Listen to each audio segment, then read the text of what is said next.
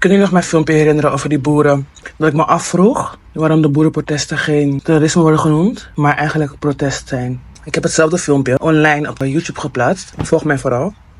In eerste instantie was dit onderste zeg maar mijn reactie. Ik heb eerst gelezen en ben daarna afgehaakt. Ik vertel je dit zodat je volgende keer, als je gedacht hebt, ben ik van moeite mee hoeven doen. Kus je een fijne week. Dit meende ik. Ik had gewoon echt niet doorgelezen. Ik had er echt geen zin in. Ik dacht nee. Op het moment van de dag heb ik er echt geen trek in. Dus ik haak af. Want ik hou van mezelf. Alle energie die uit mij gaat is kostbaar. En ik had het niet voor over om deze comment te lezen. En daardoor energie van me uit laten te gaan. Maar vandaag is het zaterdagavond. En ik dacht ik heb even tijd. Ik heb een wijntje op. Ik denk, laat me even kijken wat die chick heeft gezegd. Dus ik heb het even gelezen. Laten we haar comment stap voor stap doornemen. Ten eerste, niet alle boeren doen dit. Oké, niet alle mensen maken andere mensen dood. Dus als ik dan iemand doodmaak, kan ik dat tegen de rechter zeggen. Rusten, hebben niet alle mensen doen dit. Dus, hoezo gaat hij mij bestraffen? Toen ik het zei, dacht ik, what the fuck? En dat jij dit gewoon hardop zegt en ook nog op enter drukt. En het laat staan 6 dagen. I can get it. Ten tweede, heb jij ooit naar Frankrijk en België gekeken? Dat is veel erger. Ik ga heel eerlijk zeggen, ik kijk geen nieuws. Omdat ik mij niet wil inlaten met propaganda, negatieve energie. Met dingen die ik niet kan veranderen. Dus ik kijk geen nieuws, sorry.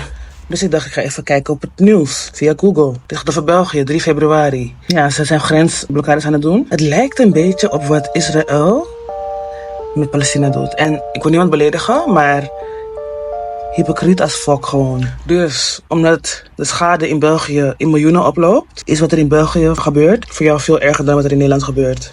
Maar jij zei, niet alle boeren doen dit. Dus eigenlijk met andere woorden, waar maak ik me druk om? En dan, daarna zeg je dat het in België ook gebeurt en dat het daar veel erger is. Zeg je nou dat heel veel boeren het wel doen of niet doen? Ik snap het dan niet meer. We gaan naar punt 3. Ten derde, kap met de mentaliteit dat boeren iets fout doen als ze eerlijk behandeld willen worden. Ze worden dus gediscrimineerd door mensen die nooit iets in de groen hebben gedaan. Grappig dat je het noemt.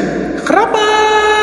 Weet je waarom? Ik kan me zo erg identificeren met die boeren. Ze doen niks fout. In jouw ogen dan, hè? Zeg dat ze echt niks fout deden. Op het moment dat ze nog niet gingen protesteren. Ze deden echt niks fout. Had niemand iets op ze aan te merken. Nou, zodra ze 1 fout maken, hebben mensen van alles over te vertellen. Terwijl die boer eigenlijk gewoon eerlijk behandeld wil worden. Maar omdat hij het een paar jaar normaal heeft geprobeerd te zeggen tegen die mensen, tegen de overheid, denkt die boer nu... Ja, nu ben ik het zat. Je gaat mij nu geven waar ik recht op heb. Want je hebt me nooit eerlijk behandeld. Je hebt me gediscrimineerd. Omdat ik in het groene sector werk. Dat is zo oneerlijk. En dan word ik ook nog veroordeeld door mensen die niet eens weten wat voor werk ik doe. Wow. Het kwam me heel bekend voor, dat ga ik je gewoon zeggen. Jij zegt dat mijn definitie niet klopt. Laten we kijken naar jouw definitie. Geweld wordt gedefinieerd als een kracht van meer dan geringe betekenis. Ik weet niet hoe goed je Nederlands is, maar ik ga het voor je uitleggen. Je kan van geweld spreken als er kracht wordt gebruikt wat meer is dan normaal. Vind jij, wanneer de asbest verbrand wordt op de snelweg door boeren, terwijl dat niet hoeft en niet nodig is, vind je dat gering? Dus met andere woorden, vind je dat normaal? Ik vind het abnormaal en ik ga je vertellen waarom. Ik heb het even aan mijn AI gevraagd. Oh ja, ik denk hij weet alles. Hij praat Nederlands dus. Hè? En hij zegt tegen mij dat asbest heel gevaarlijk kan zijn. En als je het inademt, kan er hele ernstige dingen gebeuren. Asbestose, longkanker, mesotheliom. Ik weet niet wat het is, maar het klinkt niet goed. Dus wanneer jij tegen mij zegt dat het een geringe kracht is, vraag ik me af wat jij gering vindt. Vind jij gering alleen als het heel veel geld kost? Of vind je gering ook als het mensenlevens kost? En dat geweld moet plaatsvinden of uitgeoefend worden op personen of zaken. In dit geval zijn er geen personen bij betrokken. Maar is een weg geen zaak? Is een snelweg geen zaak? Zijn het geen zaken volgens jou? Huh? I don't get it. Het staat hier ook. Het gaat meestal om een doelbewuste actie van 1 of meerdere personen. Ook dat klopt gewoon. Ook dat vinkje kunnen we aanstrepen. Is het niet een doelbewuste actie, terwijl ze weten dat het niet mocht? Wat klopt er niet aan je eigen definitie? Al of niet met gevechtswapens of andere hulpmiddelen?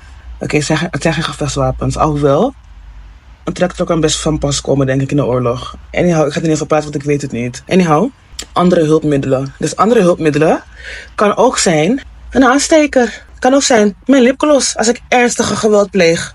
Dan kan het maar een lipgloss zijn. Maar de rechter gaat aan mij vragen, waarom heb jij die lipgloss bij je altijd? Is het niet? Het maakt niet uit wat die andere hulpmiddel is. Het heeft eraan bijgedragen dat er openlijke geweldpleging heeft plaatsgevonden. Kom again.